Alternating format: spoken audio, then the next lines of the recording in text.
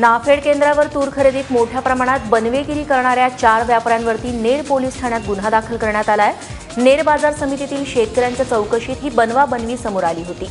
शेतकऱ्यांच्या नावावरती तूर विक्री डल्ला मारणाऱ्या व्यापाऱ्यांचं लायसन्स रद्द व्हावं किंवा आवश्यक वाटल्यास फौजदारी कारवाई करावी असे आदेश जिल्हा सहकारी निबंधक अर्चना माळवे यांनी दिले होते। त्यानुसार आता ही कारवाई करण्यात आली आहे।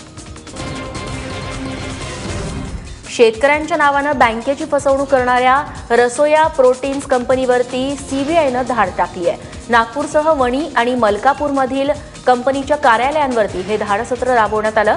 शेतकऱ्यांची बनावट यादी तयार करून रसोया कंपनीनं बँक ऑफ बडोदाकडून 20 कोटींचं कर्ज मिळवलं। शेतकऱ्यांकडून सोयाबीनची खरेदी करून तेल निर्मितीसाठी कंपनीनं हे कर्ज घेतलं होतं। मात्र गेल्या काही वर्षांपासून हे हप्ते फेडण्यात आलेले नाही। बँकेनं शेतकऱ्यांच्या नावाची यादी तपासली असता ती बनावट असल्याचं लक्षात आलं। त्यानंतर हे धाडसत्र राबवण्यात आलं।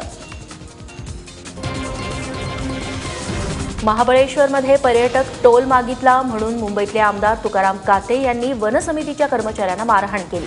ही मारहाण सीसीटीव्हीत कैद झाली असून त्यात काते आणि त्यांची सून दोघेही कर्मचाऱ्यांना मारहाण करताना दिसून येत आहेत। मात्र असं काही झालंच नाही असं सांगत या दोघांनी आपले हात आता वर केलेत।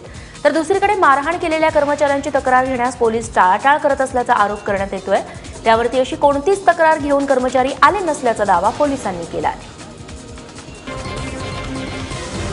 नवी मुंबईतल्या वाशीतील सेक्टर 17 मध्ये काल सकाळी 8 वाजण्याच्या सुमारास बेस्ट बस आणि फोक्सवॅगन कारचा भीषण अपघात झालाय।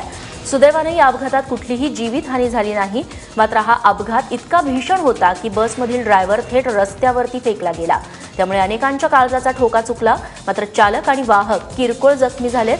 बसमध्ये कोणीही नव्हतं त्यामुळे जीवितहानी टळली आहे। तर कारमध्ये एअरबॅग असल्यानं कार चालकाचाही जीव वाचलाय, त्याला किरकोळ जखमा झाल्या।